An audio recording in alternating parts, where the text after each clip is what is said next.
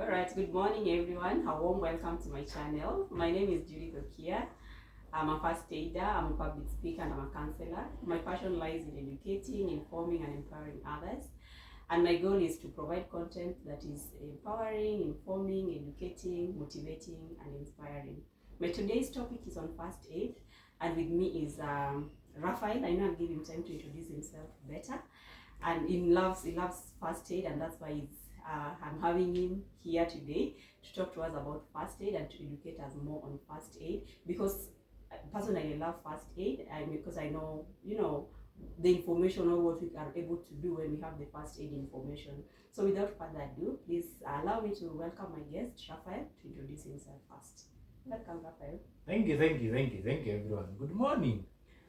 My name is Raphael Okoth, first aid trainer, St. John Ambulance. I'm based this side of Eldoret. So whenever you come Eldoret, you might meet me. I'm also a volunteer of St. John and been doing first aid for quite some time, like 5 to 7 years. So I have a small experience, right? Thank you. So let's dive in this so that we share more on first aid. At least ukue na skill so that you're able to do something kidogo to make a difference pale nyumbani. Yes. Yeah.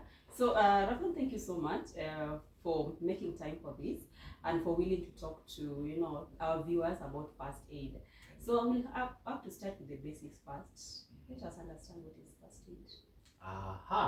Thank you for that, and thank you by the way for introducing me here. This is very nice. This is one of the things that I love doing. So acha tuanze na hizo basics so that we should be able to understand.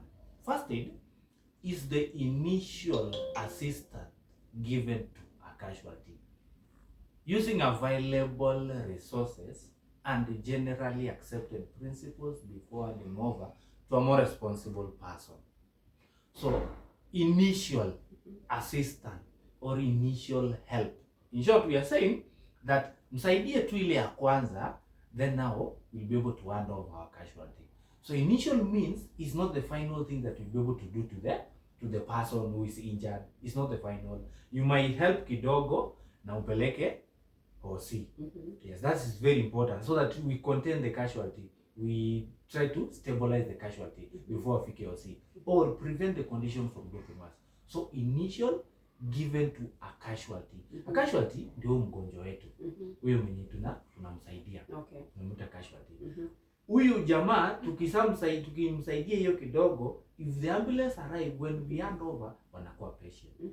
Tukiwafikisha OC wanakuwa patient bado. Sisi tukimsaidia kama first aider, sisi wasaidizi wa kwanza tutamwita casualty. Huyu casualty tunamsaidia kutumia available material or resources. For example, the casualty is bleeding and maybe we don't have a bandage pale. Hatukutembea na first aid kit. We can use maybe a piece of cloth. Yeah, piece of cloth, clean cloth from the casualty. Maybe he or she has a long sleeve cloth. Maybe we can cut ikue short sleeve. Then the rest of the part tutumie kama bandage, tufunge nayo to prevent condition from getting worse. Available material. Maybe our casualty has got a broken arm and we don't have the splints. Maybe tunaweza tafuta tumbao hapo tuweke kando na tufunge. To support hapo tupeleke casualty OC. Available material. And then we follow the generally accepted principle. We must do first aid in the right way. Yes. It is very important to fanya first aid, but it's also very, very important we do it in the right way. And many a time maybe umesikia kuna jamaa alipata accident, alikuwa sawa, kapata accident, alianguka pale, venye watu walifika kwa scene and venye alikuwa handle, akifika OC daktari akasema huyu sasa atakuwa sawa but now atabaki kwa wheelchair for the rest of their life. Why? Because how they were handled in the first place. So we must do first aid in the right way, generally accepted principle. For example, umefika pale asubuhi, your neighbor is not bleeding, so instead ya kumweka hivi, wacha kiti na egeme mbele. Yes. Kitambo we see that they were doing this way. Na ilikuwa ina stop. But it's not the right way. Yes. So we must do first aid in the right way.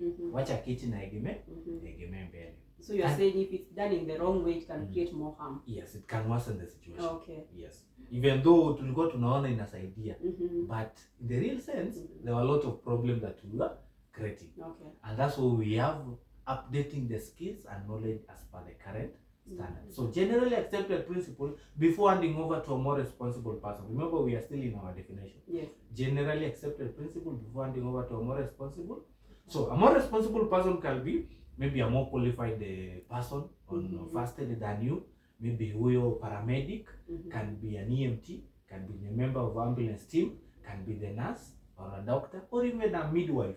Yes, you'll be able to hand over the casualty so that they proceed. Okay. Yes, that will be maybe our definition. Oh, nice. Thank you so much. And in your definition, you mentioned that mostly you were mentioning you use the casualties material or available. So maybe you have a long sleeve, you will cut that. And let's say maybe me, I have an extra cloth on my bag. Am I allowed to use that, or I just have to use the casualties material? Okay, for that, we might not be able to allow or tujaruhusiwa kutumia hiyo extra piece of cloth hiyo yako. Okay. Try and use the one for the casualty. Because kama casualty alikuwa na infection, wacha tu ibaki kwe zile zake. Wacha isikwe ni yako inakuja kwa casualty, especially kama ni open wound. Yes. Okay. But yes, so try always to use the go ya casualty. For example, ile ya mama anaenda kujifungua. Uko na maybe kasuka yako ya Masai hapo, maybe uko na leso extra. Usijaribu kufunika nayo mtoto. Tumia nguo ya mama. Okay. Okay. To prevent infection. Yes. That is well explained. I know you maybe touched on it, but I just want you to clearly maybe share with us, or someone will be doing this. Why is it important to do first aid? Yeah, thank you. The importance of first aid is very important, that most of us know how to be able to do a first aid, one or the other. So number one, we will see that first aid will be able to preserve or save the life of the casualty. So as we handle the casualty, tufanyie first aid, the initial help, you'll be able to preserve their life and or preserve or save their life before maybe help arrive or before wafike hosi, or just preserve until wakwe to better kabisa. So preserve or save the life. Number two, we maybe say that when we help the casualty, we'll be able to prevent their condition from getting worse. For example, alikuwa na bleed, and you see akipoteza casualty akibleed, they will be losing blood. And when you lose a lot of blood, the casualty body will go into shock. And shock is a true emergency. The casualty might die. So when we come and kufunga ku prevent your apply pressure to stop the bleeding, we are preventing the casualty's condition from getting worse. Yes. So we'll be able to prevent condition from getting worse. And maybe the third one, also we'll be able to promote recovery. So aweze ku recover. Yes. Okay. Hapo where we will bring in things like reassuring your casualty, mwambie atakuwa sawa, akuwe na hiyo positive mind. Yes. Okay. Ni kama yule mwenye casualty ameumwa na nyoka. Alafu unapatana na yeye, alafu unamuuliza ni ile ya black. So unaona? Sasa casualty atakuwa na wasiwasi. But now ukimreassure ya kwamba most of the snakes are not poisonous, then anakuwa na matumaini ya kwamba it's possible, inaweza kuwa ile ilikuwa not poisonous, and therefore akipata treatment atakuwa better. Yes, than kuwa worried na it wasn't the situation. Yes. So on the first aid still, can anyone be a first aid out there? Are there specific qualities or qualifications that one must have to be a first aider? Thank you. Yeah. So we realize that anyone can be a first aider. When you say anyone can be a life saver. Yes, anyone can save life. For example, back at home, huko kitambo, you realize that when you are eating with your grandma pale ukiwa mdogo, in case uchokiwe, grandma will do some funny things, and then you utapata umesaidiwa. So anyone can be a life saver. But wewe mwenye umefunzwa kidogo, at least we expect you to have knowledge, skills, and be able to make decisions. Yes, you should be able to have skills, knowledge, and able to make decisions.